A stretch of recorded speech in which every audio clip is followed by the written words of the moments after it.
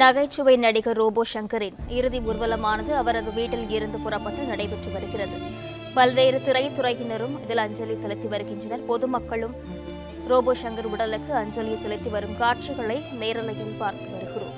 சென்னை வளசரவாக்கம் பிருந்தாவன் நகர் இடுகாட்டில் robot Shankar உடலானது தகனம் செய்யப்பட உள்ளது. இன்னும் சிறிது நேரத்தில் பிரியா விடைபெறும் ரோபோ சங்கரின் இறுதி ஊர்வலமானது நடைபெற்று வருகிறது. இது குறித்தான விவரங்களுடன் செய்தியாளர் யுவராஜ் இணைப்பில் இருக்கிறார். வணக்கம் யுவராஜ், விவரங்கள் என்ன பதிவு செய்யுங்க. வணக்கம். நடிகர் ரோபோ சங்கர் நேற்று உடல்நலக்குறைவு காரணமாக நேற்று மருத்துவமனையில் உயிரிழந்திருக்கக்கூடிய நிலையில் அவரது உடலானது வளசரவாக்கத்தில் இருக்கக்கூடிய அவரது இல்லத்தில் அஞ்சலிக்கு வைக்கப்பட்டு தற்போது வளசரவாக்கத்தில் இருந்து இந்த பிருந்தாவனம் இடுகாட்டு மயானத்திற்கு தகனம் செய்வதற்காக தற்போது ஏற்பாடு செய்யப்பட்டு இறுதி ஊர்வலமாக எடுத்துச் செல்லப்படுகிறது.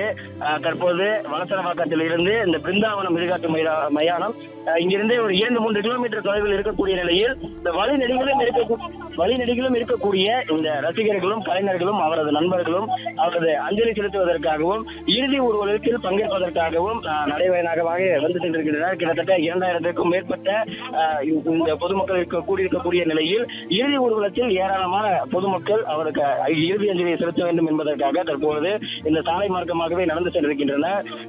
2 நாட்களுக்கு முன்பு உயிருடன் இருந்த ஒரு சக நண்பர், ஒரு சக தோழர் தற்பொழுது உயிருடன் இல்லை என்கின்ற அந்த செய்தியை கேட்டு ஏராளமான நண்பர்களும் கலைஞர்களும் திரைத்துறை சார்ந்த அவருடைய அந்த உறவுகளும் அவருக்கு இறுதி அஞ்சலி செலுத்துவதற்காக தற்பொழுது இந்த வளசரவாக்கத்தில் இருக்கக்கூடிய அவரது இல்லத்திலிருந்து நடைமார்க்கமாக தற்போது இந்த மயானத்திற்கு சென்று கொண்டிருக்கின்றனர்.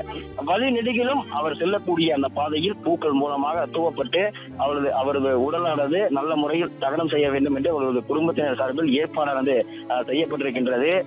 இந்த நிலையில் அவருடைய பிரிந்து வாழக்கூடிய ஒவ்வொரு நண்பர்களுக்கும் உறவினர்களுக்கும் ஏதேனும் ஒரு நினைவுகளை விட்டு சென்றபடியே ரோபோ சங்கர் சென்றிருக்கின்றார் என்று அவருடைய அந்த உறவுகள் தெரிவிக்கின்றனர். அந்த வகையில் அவருடைய திரைத்துறையை சார்ந்த அந்த நண்பர்களும் சரி, அவர் தொலைக்காட்சியில் பணிபுரியும் பொழுது உடன் பணிபுரிந்த அந்த நண்பர்களும் சரி, திரைத்துறையில் பணிபுரியும் பொழுது இருந்த நண்பர்களும் ஆரம்ப காலகட்டத்தில் அவருடைய துணையாக இருந்த அந்த நண்பர்கள் என ஏராளமானோர் அவருக்கு தற்பொழுது இறுதி அஞ்சலி செலுத்துவதற்காக தற்பொழுது இந்த வளசரவாக்கத்தில் வருகை தந்திருக்கின்றனர். தொடர்ந்து இந்த வளசரவாக்கத்தில் இருக்கக்கூடிய அவரது இல்லத்தில் இருந்து தற்பொழுது சாலை மார்க்கமாக அவரது உடலானது இறுதி ஊர்வலமாக எடுத்துச் செல்லப்படுகிறது. தற்பொழுது இறுதி ஊர்வலத்தில் பங்கேற்பதற்காக கிட்டத்தட்ட 1000க்கும் மேற்பட்ட அவருடைய நண்பர்களும் உறவினர்களும் இந்த இறுதி ஊர்வலத்தில் பங்கேற்கின்றனர். தற்பொழுது இன்னும் சற்று நேரத்தில் இந்த வளசரவாக்கத்தில் இருக்கக்கூடிய இந்த பிருந்தாவனம் இடுகாடு மயானத்தில் அவரது உடலானது தகனம் செய்வதற்காக ஏற்பாடு செய்யப்பட்டிருக்கின்றது. அந்த வகையில் இன்னும் சற்று நேரத்தில் இந்த சாலை மார்க்கமாக எடுத்துச் செல்லப்படக்கூடிய அவரது இறுதி ஊர்வலமானது இன்னும் சற்று நேரத்தில் அங்க இருக்கக்கூடிய அந்த மயானத்தில் தகனம் செய்வதற்கான அந்த ஏற்பாடுகளானது செய்யப்பட்டிருக்கின்றது. 2 நாட்களுக்கு முன்பாக படப்பிடிப்பில் கலந்து கொண்ட நடிகர் ரோபோ சங்கர் அந்த படப்பிடிப்பு பூஜை முடிந்த பிறகு அந்த படப்பிடிப்பில் ஈடுபட்டிருந்தார். அங்கு ஏற்பட்ட இந்த குறைந்த அழுத்த காரணமாக மயங்கி இருக்கக்கூடிய நிலையில் அவர் உடனடியாக முதலுதவி செய்வதற்காக வடபழனியில் அருகே இருக்கக்கூடிய அந்த தனியார் மருத்துவமனையில் அவருக்கு முதலுதவி சிகிச்சை அளிக்கப்பட்டு தொடர்ந்து பல்வேறு கட்டமான அந்த சிகிச்சைகளானது இந்த துறைப்பாக்கம் பெருங்குடியில் இருக்கக்கூடிய தனியார் மருத்துவமனைகளில் அளிக்கப்பட்டு வந்தது.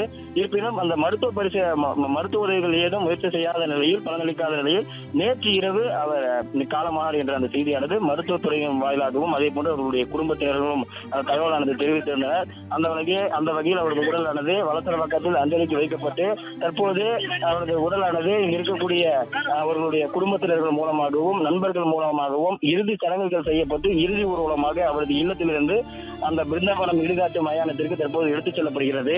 இங்கு இருக்கக்கூடிய பலருக்கும் அவர் நினைவுகள் மட்டுமே பரிசாக கொடுத்ததாக பலரும் இங்கே வந்திருந்தவர்கள் தெரிவித்தனர். இங்க இருக்கக்கூடிய நடிகர்களுக்கும் தொலைக்காட்சியில் பணிபுரிந்த நடிகர்களுக்கும் திரைத்துறையில் பணிபுரிந்த நடிகர்களும் தனது நண்பர்களுக்கும் ஏதேனும் ஒரு முறையில் தன் உதவிகரமாக இருந்ததாகவும் இங்க இருக்கக்கூடிய ஒவ்வொருவரும் அவர் உதவி புரிந்த அந்த நினைவுகளை பகிர்ந்து சென்ற அந்த காட்சிகளை நாம் காலையிலிருந்து பார்த்து வந்தோம். ஏராளமான திரைத்துறையில் இருக்கக்கூடிய முன்னணி நடிகர்களுடனும் மூத்த நடிகர்களுடனும் பல திரைப்படங்களில் அவர் பணியாற்றி வந்தார். ஆரம்ப காலத்தில் மிமிக்ரி ஆர்டிஸ்டாக பணியாற்றி வந்த அவர் கிடைத்த வாய்ப்புகள் மூலமாக பயன்படுத்திக் கொண்டு தொலைக்காட்சி தொடர்களில் நடித்து வந்தார். அதன் பிறகு திரைப்படங்கள் மூலமாக கிடைத்த அந்த வாய்ப்பின் பேரில் தீபாவளி திரைப்படத்தின் மூலமாக நடிகராக அறிமுகமானார். அதன் பிறகு கிடைக்கின்ற திரைப்படங்களில் கிடைக்கின்ற அந்த வாய்ப்புகளை பயன்படுத்தி கொண்டு இதற்கு தானே ஆசைப்பட்டாய் பாலகுமாரா, மாரி மற்றும் வேலன் வந்துட்ட வெள்ளக்காரன் போன்ற திரைப்படங்களில் அவர் ஜொலிக்கக்கூடிய ஒரு கதாபாத்திரமாகவே திகழ்ந்து வந்தார். அந்த திரைப்படங்களில் அவர் பணியாற்றி வந்த அந்த திரைப்படங்களும் சரி, அவர் நடித்து வருகின்ற அந்த கதாபாத்திரங்களும் சரி, மக்கள் மனதில் இன்றும் பதியக்கூடிய ஒரு கதாபாத்திரங்களாகவே இருக்கின்றது. இந்த திரைப்படங்கள் அவருக்கு மிகப்பெரிய ஒரு பெயரை பெற்றுக் கொடுத்தது. அந்த வகையில் திரைப்படங்கள் மட்டுமல்லாமல் இந்த சங்கங்களாக செயல்படக்கூடிய இந்த சின்னத்திரை கலைஞர்கள் சங்கம் மற்றும் சின்னத்திரை நடிகர்கள் சங்கம் உள்ளிட்ட பல சங்கங்களில் அவர் உறுப்பினராக இருந்து வந்தார். அந்த சங்கங்களில் ஏற்படக்கூடிய அந்த பிரச்சனைகளையும் களைவதற்காகவும் அந்த உறுப்பினர்களின் பிரச்சனைகளை தீர்ப்பதற்காகவும் பல வகையில் அவர் போராடி வந்ததாகவும் அவர்கள் தெரிவிக்கின்றனர். அந்த வகையில் கொரோனா காலகட்டத்தில் அவருடன் பணிபுரிந்த அந்த கலைஞர்கள் சிறு உதவி கூட இல்லாமல் அந்த இருந்த அந்த காலத்தில் கூட தன்னிடம் இருக்கக்கூடிய அந்த காசுகளை கொண்டு சென்னை சாலிகிராமத்தில் இருக்கக்கூடிய அந்த அலுவலகத்திற்கு உதவி கேட்டு வரக்கூடிய யாராக இருந்தாலும் தன்னிடம் இருக்கக்கூடிய அந்த பணத்தை அவர் உதவியாக கொடுத்து வந்ததாகவும் இன்று வந்த அவருடைய நண்பர்கள் தெரிவித்தனர். அந்த வகையில் அதே போன்று தான் மதுப்பழக்கத்தால் பாதிக்கப்பட்டதாக பல முறை அவர் தெரிவித்திருந்த நிலையில் மதுப்பழக்கத்தை இனிமேல் தொடப்போக மாட்டேன் என்று அவர் ஏராளமான உடற்பயிற்சிகள் செய்தும் தன்னுடைய உடலை கட்டுக்குள் வைத்திருக்க வேண்டும் என்று பல முயற்சிகளை எடுத்து வந்தார். அந்த வகையில் தான் பெற்ற துன்பத்தை யாரும் பெற்றுவிடக் கூடாது என்பதற்காக இந்த போதை விழிப்புணர்வு நிகழ்ச்சிகளிலும் மது விழிப்புணர்வு நிகழ்ச்சிகளில் ஏராளமான நிகழ்ச்சிகளில் கலந்து கொண்டு போதை விழிப்புணர்வுக்காக தன்னுடைய அந்த பிரச்சாரத்தையும் தொடங்கியிருந்தார். அந்த வகையில் தொடர்ந்து திரைப்படங்கள் மூலமாக மீண்டும் நடிக்க தொடங்கியிருந்த ரோபோ சங்கர் கிடைக்கின்ற வாய்ப்புகளை பயன்படுத்திக் கொண்டு தன்னுடைய கதாபாத்திரத்தை மீண்டும் தன்னுடைய அந்த அடையாளத்தை பதிக்க வேண்டும் என்ற ஒரு காரணத்தினால் மீண்டும் கிடைக்கின்ற வாய்ப்புகளை பயன்படுத்திக் கொண்டு நடித்துக் கொண்டிருந்தார். அந்த வகையில் அண்மையில் சிறு திரைப்படங்களில் அவர் கிடைக்கின்ற அந்த கதாபாத்திரங்களை நடித்துக் கொண்டிருந்தார். பெரிய திரைப்படங்களில் கிடைக்கக்கூடிய அந்த சிறு கதாபாத்திரங்களை நடித்து வந்தார். அதே போன்று அஜித்குமார் நடிப்பில் வெளியான அந்த விஸ்வாசம் திரைப்படத்தில் கிட்டத்தட்ட 75 நாட்களுக்கு மேலா அஜித்துடன் பணிபுரிந்து வந்ததாக அந்த ஒரு தகவலும் கிடைத்திருந்தது. அந்த 75 நாட்களில் அஜித்துடன் முழு நேரமும் 24 மணி நேரத்தில் அந்த உறங்குகின்ற நேரத்தை தவிர்த்து மற்ற நேரங்கள் அனைத்துமே அஜித்தும் ரோபோ சங்கரும் மிக நெருங்கிய நட்பு வட்டாரங்களாகவே பழகி வந்ததாக அந்த ஒரு தகவலும் தெரிவித்திருந்தனர். அந்த சமயத்தில் ரோபோ சங்கரும் அஜித்குமாரும் மிகவும் நெருக்கமான ஒரு நட்புறவை ஏற்படுத்தி அந்த சமயத்தில் இவருடைய வாழ்க்கை வரலாறுகள் பற்றியும் இவர் வாழ்க்கையில் சந்தித்த அந்த துன்பங்கள் பற்றியும் அதனால் ஏற்படக்கூடிய அந்த தற்போது இருக்கக்கூடிய அந்த நிலைகளை பற்றியும் அவரிடம் விமர்சித்த அந்த ஒரு நினைவுகளையும் அஜித்குமாரிடம் ரோபோ சங்கர் பகிர்ந்து கொண்டதாகவும் அஜித் உறங்குகின்ற அந்த நேரத்தை தவிர்த்து மற்ற நேரங்கள் அனைவரும் ரோபோ சங்கருடனே அந்த நேரத்தை செலவிட்டதாக அவருடைய குடும்பத்தினர்கள் தகவல் தெரிவித்தனர். அந்த வகையில் விஸ்வாசம் திரைப்படமும் அவருக்கு மிகப்பெரிய ஒரு நல்ல பெயரை வாங்கி கொடுத்த ஒரு திரைப்படமாகவே இருந்தது. அது மட்டுமல்லாமல் சிவகார்த்திகேயன் நடிப்பில் வெளியான அந்த மிஸ்டர் லோக்கல் திரைப்படம் மூலமாக சிவகார்த்திகேயனுடனும் ரோபோ சங்கர் அவர்கள் நடித்திருந்தார். அந்த திரைப்படத்தில் சிவகார்த்திகேயனுடைய நண்பனாக பணியாற்றியிருந்தார். அதன் பொருட்டு சிவகார்த்திகேயனும் இன்று அஞ்சலி செலுத்துவதற்காக வருகை தந்திருந்தார். ஆரம்ப காலத்திலிருந்து இந்த தனியார் தொலைக்காட்சியில் பணியாற்றி வந்த ரோபோ சங்கர் மற்றும் சிவகார்த்திகேயன் ஆகிய இருவருமே அந்த தனியார் தொலைக்காட்சியின் மூலமாகவே இருவரும் நண்பராக பழகி வந்திருந்தனர். அந்த வகையில் திரைப்படங்கள் மூலமாகவும் இருவரும் பழகி வந்தாலும் நட்பு வட்டாரங்கள் இருந்தாலும் தொடர்ந்து அவர்கள் தொலைக்காட்சி மூலமாகவே இருவரும் நல்ல நண்பர்களாகவே திகழ்ந்து வந்தனர். அதே போன்று நடிகர் தனுஷுடன் நடித்திருந்த அந்த மாரி திரைப்படம் மிக உச்சக்கட்ட புகழை ரோபோ சங்கருக்கு பெற்று தந்த ஒரு திரைப்படமாகவே இருந்தது. அந்த திரைப்படத்தில் இடம்பெறக்கூடிய அந்த வசனங்களாகட்டும் அந்த காட்சிகளாகட்டும் ரசிகர்கள் மனதில் எளிதில் பதியக்கூடிய ஒரு காட்சியாகவே அமைந்தது, அந்த வசனங்களாகவே அமைந்தது. இன்றும் அந்த ரீல்ஸ்கள் மூலமாக ட்ரெண்டிங்கில் இருக்கக்கூடிய ஒரு காட்சிகளாகவும் ஒரு வசனங்களாகவும் இந்த திரைப்படமானது இருக்கின்றது என்றால் அதற்கு மிகையாகாது. தொடர்ந்து பல்வேறு திரைப்படங்கள் மூலமாக தனக்கென அந்த ஒரு அடையாளத்தை வகித்து வந்ததாகவே ரோபோ சங்கர் திகழ்ந்து வந்தார். அது மட்டுமல்லாமல் அந்த விஷ்ணு விஷால் நடிப்பில் வெளியான வேலைன்னு வந்துட்டா வெள்ளக்காரன் என்கின்ற திரைப்படம் ரோபோ சங்கருடைய அந்த வாழ்க்கையில் மற்றும் ஒரு திருப்பு முனையாகவே இருந்தது என்று சொல்லலாம்.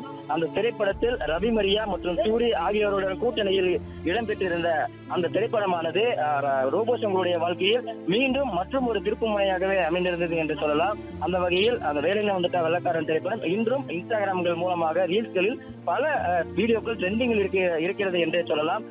இப்படி இருந்த ஒரு மனிதர் தொடர்ந்து படப்பிடிப்பில் ஈடுபட்டு வந்திருந்த நண்பர் தற்போது 2 நாட்களுக்கு முன்பாக படப்பிடிப்பில் ஈடுபட்டிருந்த பொழுது எதிர்பாராத விதமாக மயக்கம் ஏற்பட்டு தற்பொழுது மருத்துவமனையில் சிகிச்சை பெற்று வந்த நிலையில் அவர் உயிரிழந்திருந்தார் என்கின்ற ஒரு செய்தி அவருடைய நண்பர்களுக்கும் அவருடைய உறவினர்களுக்கும் மிகப்பெரிய ஒரு அதிர்ச்சியை ஏற்படுத்தியிருக்கிறது என்றே சொல்லலாம். அப்படி இருக்கக்கூடிய சூழ்நிலையில் ரோபோ சங்கர் என்கின்ற அந்த ஒரு மனிதர் இங்கு இருக்கக்கூடிய மக்களுக்கும் அவர் வசித்து வந்த வீடுகளில் இருக்கக்கூடிய அந்த பகுதிகளிலும் அவர் செய்திருக்கக்கூடிய உதவிகள் என ஏராளமான அந்த நினைவுகளை பற்றியே இங்க இருக்கக்கூடிய அந்த நிகழ்வுகளை பகிர்ந்து கொண்டார். தற்பொழுது அவரது உடலானது பலசரவாக்கத்தில் இருக்கக்கூடிய அவரது இல்லத்திலிருந்து இடுகாட்டு மையானத்திற்கு எடுத்து செல்லப்படுகிறது. பிளே ஸ்டோர் மற்றும் ஆப் ஸ்டோரில் இருந்து பாலிமர் செயலியை QR கோடு மூலம் பதிவிறக்கம் செய்யுங்கள். செய்திகளை உடனுக்குடன் பெறுங்கள்.